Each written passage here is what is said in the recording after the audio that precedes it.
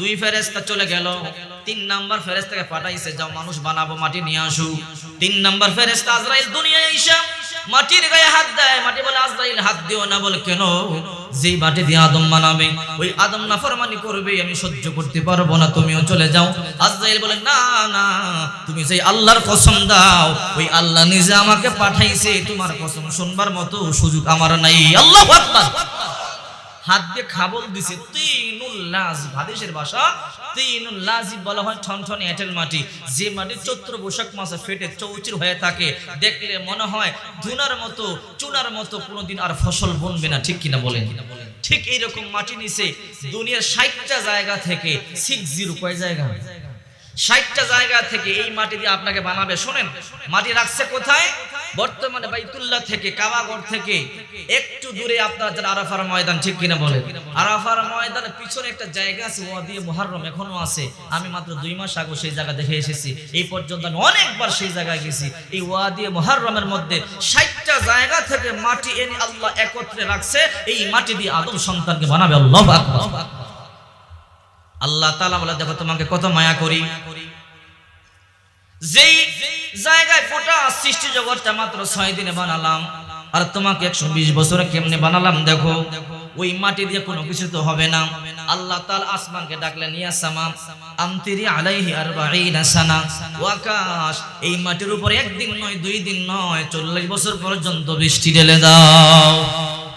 যেই মাটি দিয়ে আদম বানাবো, ওই মাটির উপরে একদিন নয়, 2 দিন নয়, 40 বছর পর্যন্ত বৃষ্টি দাও। 40 বছর পর্যন্ত বৃষ্টি পায়া মাটি হামাইম মাসনুম মাটি হয়ে গেল, কাদা মাটি। এই কাদা মাটি দিয়ে কিন্তু সবকিছু বানানো সম্ভব, ঠিক কিনা বলেন? এইবার কাদা হয়ে যাওয়ার পর আল্লাহ তাআলা বলে, হে ফেরেশতারা, এই কাদা মাটি দিয়ে আমার আদমের লাশটা বানাও। ফেরেশতারা আদমের লাশ বানালেন, কিন্তু চেহারা কেমন হবে ফেরেশতারা জানে না। বলে আল্লাহ, এই চেহারাটা কেমন দিব বলেন? বলে না, এই চেহারার মধ্যে হাত দিবি না। বলে কেন? বলে আমার মা নাই, আমার বাবা নাই, আমার ছেলে নাই, মেয়ে নাই, আমি কাউকে জন্ম দেই নাই, আমি জন্ম নেই নাই। এই আদম সন্তান আমার কাছে সবচাইতে বেশি প্রিয়। এই আদম সন্তানের চেহারার মধ্যে তোরা হাত দিবি না। আমি আল্লাহ পাক রব্বুল আলামিন আমার কুদরতি হাত দিয়ে আদমের চেহারাটা আমি আল্লাহ টিপা টিপা বানায়া দিব। লাকাদ খালাকনাল ইনসান ফি আহসানি তাকবীর। আল্লাহ বলে, অবশ্যই অবশ্যই সর্বোচ্চ সৌন্দর্য দিয়া আমি আদমকে বানাইছি।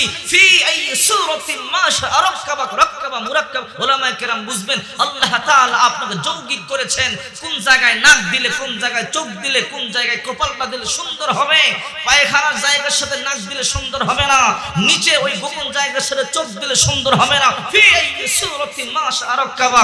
আল্লাহ তাআলা বলে, আমি চাহিদা মতো তোমাকে সৌন্দর্য দিয়েছি। কাউকে কালো বানাইছি, তুমি চায়া নাও নাই। কাউকে সুন্দর বানাইছি, সেটাও তুমি চাও নাই। আমি আল্লাহ যাকে যেমন খুশি বানাইছি, কারো কর্তৃত্বের মধ্যে নেই, আমি আল্লাহ তোমাকে বানাইছি। আল্লাহু আকবার। আল্লাহ বানায় ঘোষণা দিয়েছে, ইয়া আইয়ুহাল্লাযীনা আমানু, হে ঈমানদাররা সাবধান, লা ইয়াসখার কওমুম মিন কওমিন আসা আইয়াকুনু খায়রুম মিনহুম ওয়ালা নিসাউম মিন নিসাইন আসা আইয়াকুনু খায়রুম মিনহুন্না। হে ছেলে এবং পুরুষ, নারী এবং পুরুষেরা সাবধান, কেউ কাউকে ভৎসনা দিও না, তুচ্ছ তাচ্ছিল্য করো না, কেউ কাউকে ব্যঙ্গ করো না, কারণ এর মধ্যে তোমার